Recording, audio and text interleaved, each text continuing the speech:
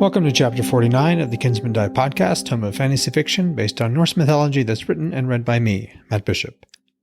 In this podcast, I read my first novel, Kinsmen Die, one chapter at a time. And with each episode, when it makes sense, I provide some commentary about the source materials I've referenced in the text. This week, we're back with Vidar. It's been quite a long time since his last chapter, episode 35. In that chapter, he and his warband, along with some Einherjar, attacked the Jotunn rearguard at the mining camp in the mountains near Hals. Vidar made a couple tactical errors when assaulting the Jotunn, but he and his warband prevailed. We rejoin him now. So let's get to it. Chapter 49, Vidar. I could have done without seeing this. Vidar held the witch lamp higher so that its dim glow made the expanse of excrement royal with the panicked crawling of more insects than he'd ever seen in one place before. Pale-bodied, sinuous, and with the sound of 10,000 dry leaves burning, they fled the light, burrowing, sliding, or skittering their way across and beneath each other. He suppressed a shudder, lowered his arm, and backed away from the jakes. Mikil and Smar swam up into the light, hands on their weapons as if finding a big pile of Jotunn excrement heralded an attack. More likely, their attention stemmed from the low rustling of insects. Even 6 spears distant, the sound made his skin itch. "Let's head back," he said, gesturing back down the tunnel to the main chamber. Mikil and Smar fell in behind him, his Garlon appointed personal protectors. The big one, Smar, had a round, cheery face and a scraggly beard. A sword length shorter, Mikil moved like a whip. He had a scar down the left side of his face from brow to thick beard. At Vidar's orders, everyone here moved as a single large group or in groups of 3s, always at least one set of eyes to watch. They had yet to come across the Jotunn who'd fled into the mine.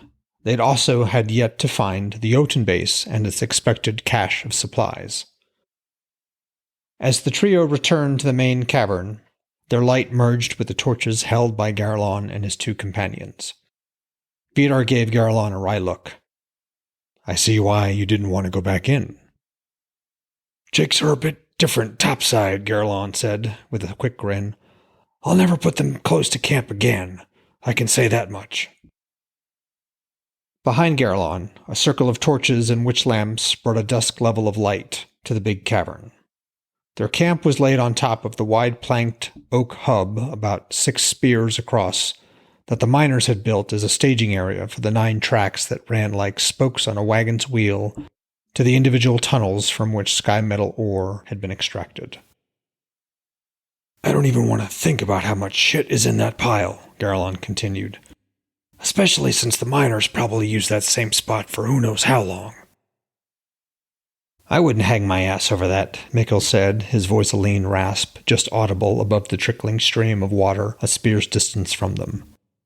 Smar laughed and wriggled, frantically brushing his hands across his rear as if something had just crawled on it. Garlon jerked his head back toward the camp's pool of light. "Why don't you 4 head on back? The Jarl and I will be along behind you. We'll be safe enough." Mikil nodded, Smar grinned, and the 2 with Garlon, Lukar and Harafin, stepped over the stream and headed off.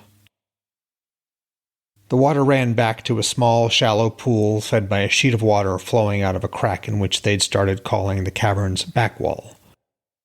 From what Vidar could tell, the cavern was roughly egg-shaped. Any of the walls could be the back wall.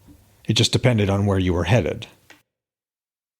When the 4 warriors were out of earshot, Garlon said, "So do we keep going, Jarl?"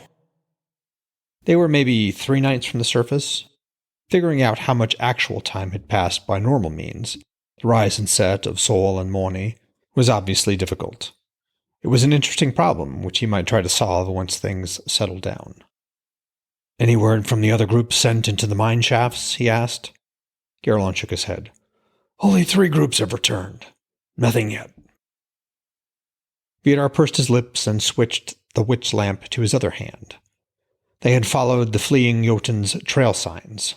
Scraped walls, footprints, dust-disturbed, broken rock, but it wasn't until they'd come this far that it became obvious the fleeing Jotunn were not only following the only route down, but they were retracing the steps previously taken by a much larger force. At least a full warband, possibly more. But if there was a second Jotunn warband, it had vanished into the mountains or headed straight west, away from any austere settlements. So one of a few things happened, he said, extending a thumb.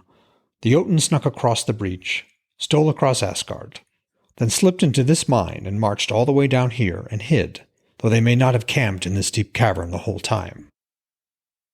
Garlon nodded, eyes narrowing. Makes a certain amount of sense. If they had arrived so early, they needed to hide. But why not just time it better and attack right when they arrived? Exactly, Vidar said. He extended a forefinger. Another option is they came across the breach, but found a way into this mine somewhere east of here. Up in the mountains southwest of Ifington, maybe. The Gothi didn't mention anything about other entrances. Maybe he didn't know about it, or maybe the Jotunn just got lucky. Vidar extended another finger. A third option is they sailed across the Thund, marched over the mountains, and hid in here. Or maybe they found an entrance along the northern cliffs that face the Thund. This mine could run right through the mountain to the Thund. In my opinion, Jarl, that makes the most sense. Even though the Gothi didn't mention other entrances. It also explains how they had enough provisions. Much easier to carry them aboard ship, or several ships, than on your back or on horses. Unless they had help from someone in Hals or elsewhere. He couldn't pursue that alternative now, not down here, and since he was here, it made sense to look into the other possibilities. The question was, which tunnel led north? Above ground he could tell, but down here? He kicked the wooden track that ran past his feet. And these tracks would have provided an easy way to transport supplies offloaded from ships, or from the surface. He knelt beside the tracks and held the witch lamp close to them. They were dusty and worn, but they didn't look recently used. He pulled his sweat-soaked shirt from his chest. It was inexplicably hot down here. He and everyone else wore their lightest shirts. Still, he insisted they carry their winter gear wherever they went. If one of these tunnels emerged on the mountain's northern flank, they'd be glad for the warm clothing. The three groups, did they go to the end of the shafts they were exploring, or did they just turn around? If they didn't go to the end, I'll have them mucking out that pile of shit and bugs, Garlon said, looking back at the camp's glow. But I'll find out for certain, Jarl. Garlon stepped slightly closer and lowered his voice. You should know, Jarl, that the warriors dislike being down here. They'll go where you lead, of course, just uneasy is all. Vidar nodded. Thank you, Kjolr. He was, in fact, already aware of it. Maybe it was the edginess gained from constantly watching his Fulga, or maybe it was from slogging alongside the others. Either way, he was more attuned to his warriors' moods than ever before. He didn't want to spend more time down here either. It was unnatural.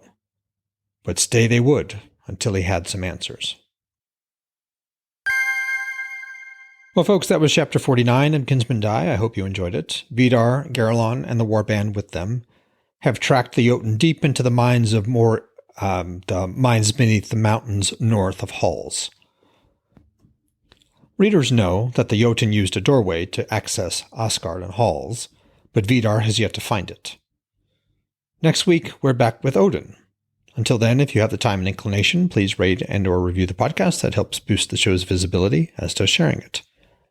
And as always, I'm going to read from both the Bellows and Larrington translations of the Havamal, the sayings of the High One. Bellows, verse 49.